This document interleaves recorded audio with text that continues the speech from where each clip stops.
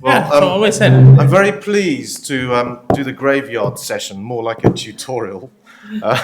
But I'll be brief. I know people have got places to go. We are excited to just see what's the trade secret. There's no trade secret. I was sitting in the pub with Omar, and I said, look, to be honest, quite a lot of those patients are just no different than doing a fat lap chole.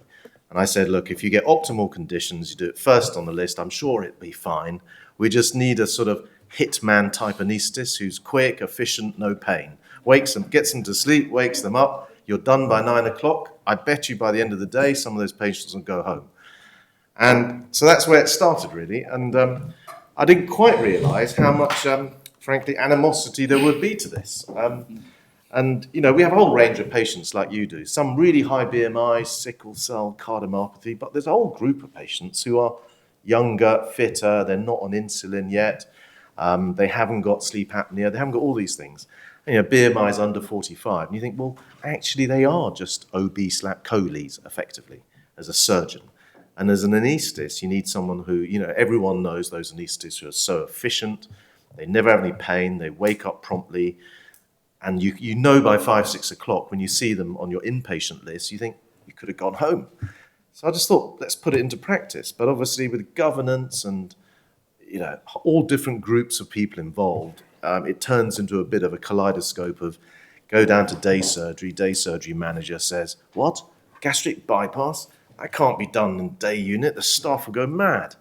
And then of course another anaesthetist will get to hear of it and say, no, I'm sorry, that's it's not safe. So we went round and round like this, and to be honest, if it wasn't for the fact I'd been in the hospital a long time and been able to exert some sort of encouragement to people, you know, it probably wouldn't have happened.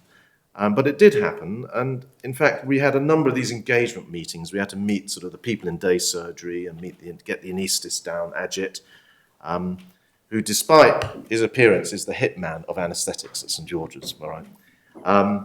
So there are lots of misunderstandings. When people say bariatrics is high-risk surgery, the reality is we know it's not high-risk surgery. It's not dangerous surgery. Patients aren't bleeding out in theatre. They're not being converted. You know, all those things people think about, it's just not true. And if you pick your patients correctly, it's fine. So what we did is, we all know the benefits of getting people up and about and home early. So we basically started from the beginning. So in the MDT, when you discuss the patients being assessed, we would basically select the patients with the physicians, with the anaesthetist present, with the psychologist present, everyone's present, and we say, look, this patient, BMI is low, they're not on insulin, their blood sugars, they're not brittle diabetics, they're not CPAP type patients, and they're no previous surgery, it's not revision. So those patients can be done day case. So all we would do is sign off at the MDT that we felt it was appropriate. Eventually, day surgery got around to agreeing, so we moved our inpatient sort of team who help us with the laparoscopy bariatric work into day unit, just to familiarise them, because the day unit weren't used to it. And we did first thing in the morning, so about 8:30, and you're finished by 9:30, and you basically got the patient all day. And it's interesting because, you know, I'd stopped doing day surgery for a while, and they never get to lie down. So this bypass patient sort of wakes up, and the second they're woken up, they're put in a chair. And all those things which we know is the right thing to do, but when they're inpatients, they just don't get encouraged. They just get left in a bed for the first day. But actually, they're sitting there, literally 2 hours later, they have no bed to lie in. And by 4 or 5 o'clock, they're desperate to go home and lie in their bed, probably. So it just all worked really well. And, you know, actually doing it in the day unit was difficult because the staff were less familiar, the sort of theatre staff. So actually what we do now is you just put one at the beginning of the list, one of the low-risk patients, so that by the end of your list, you can go and see them on the ward.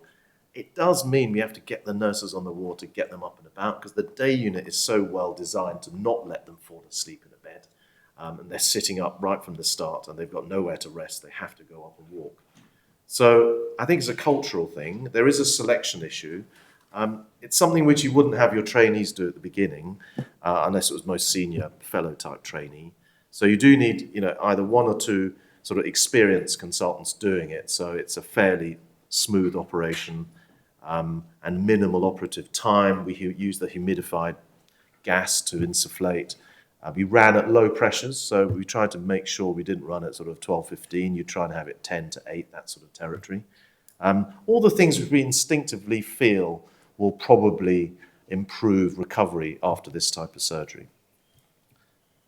Thank you very much.